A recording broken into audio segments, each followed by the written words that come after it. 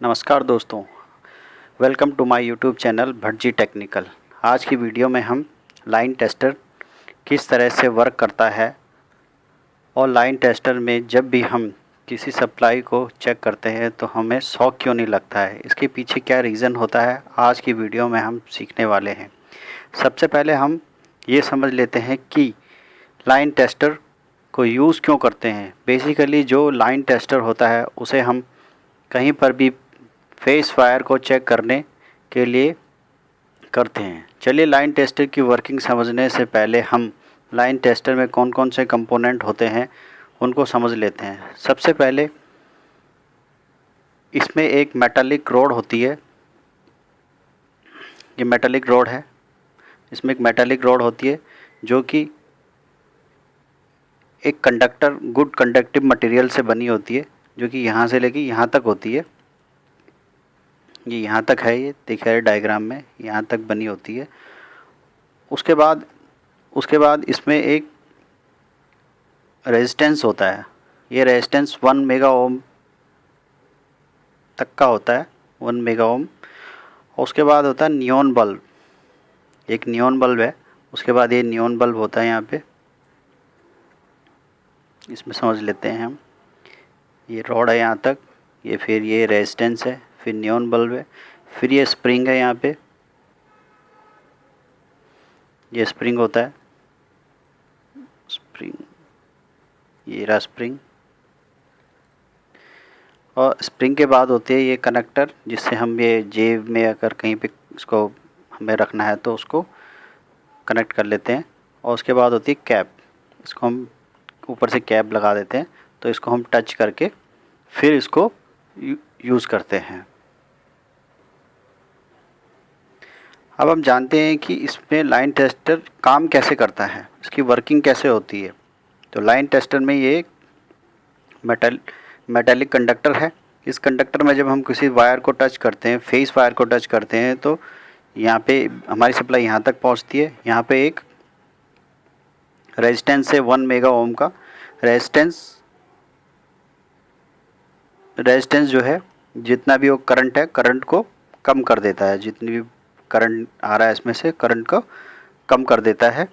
और फिर हमारा यहाँ पे एक नियॉन बल्ब है। नियॉन बल्ब की प्रॉपर्टी क्या होती है, ये बहुत ही कम करंट में भी ग्लो हो जाता है। फिर ये स्प्रिंग है। स्प्रिंग के बाद ये हमारी यहाँ पे कैप है। तो यहाँ पे जब हमारा फेस टच हुआ और यहाँ से जब हमारी बॉडी के थ्रू अर्थ इसको मिलता है, तो ये हमारा बल्ब ग्लो करने लगता है। तो ये तो ग्लो हो गया, बल्ब तो ग्लो हो गया। लेकिन अब हम जानते हैं कि हमारे को इसको टच करने पे, जब हम इसको टच करते हैं, यहाँ फेस है, यहाँ से हमने टच किया, तो हमारे को करंट क्यों नहीं लगता है। तो इसको जानने के लिए हम एक ओम्स लॉ का थ्योरी है, ओम्स लॉ का फार्मूला है एक, कि जैसे ये ओम्स लॉ का एक फार्मूला है VI × R। अब हम जानते हैं, अब हम इससे निकाल लेते हैं कि हमारे को करंट क्यों नहीं लगता है। करंट लगेगा तो महसूस होने के लिए हमारी बॉडी में कितना करंट गुजरेगा, तो हमारा पास होगा, तो हमारे को करंट का शॉक महसूस होगा। तो आइए जानते हैं। वोल्टेज हमें यहाँ पे पता है 230 वोल्ट। रेजिस्टेंस हमें पता है यहाँ पे 1 मेगा ओम। तो इस फार्मूले की सहायता से हम निकाल लेते हैं कि इसमें कितना करंट फ्लो हो रहा है। तो अब वोल्टेज हमें पता है, रेजिस्टेंस हमें पता है, हमें क्या निकालना है, करंट निकालना है। तो करंट निकालने के लिए क्या करेंगे, V/R। तो V कितना है 230 और रेजिस्टेंस कितना है 1 मेगा ओम। ये हो गया हमारा किलो ओम, मेगा ओम। तो इसको हम निकाल लेते हैं। 230 डिवाइडेड बाय 1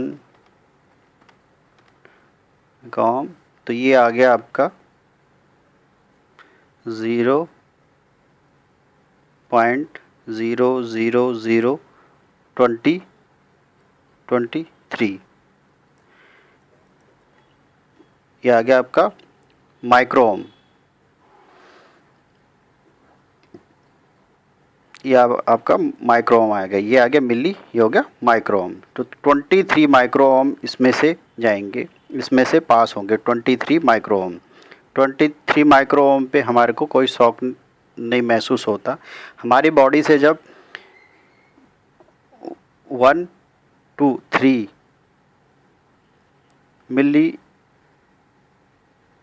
मिली एम्पियर पास होगा तो हमें हल्का सा करंट का शॉक महसूस होगा।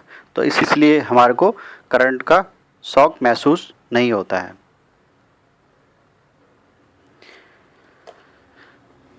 आइए हम इसको चेक करके देख लेते हैं।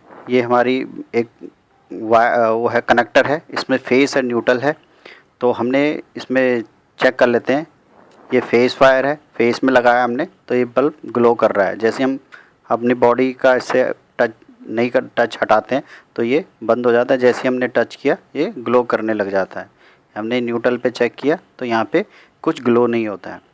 तो यही पहचान है फेस करने की, फेस को पहचानने की हमारे को टेस्टर की आवश्यकता होती है। और करंट क्यों नहीं लगता है, क्योंकि इसमें से बहुत ही कम करंट फ्लो होता है। 23 माइक्रो एम्पियर इसमें से फ्लो होता है, इसलिए हमारी को इसमें शॉक नहीं लगता है। Thank you.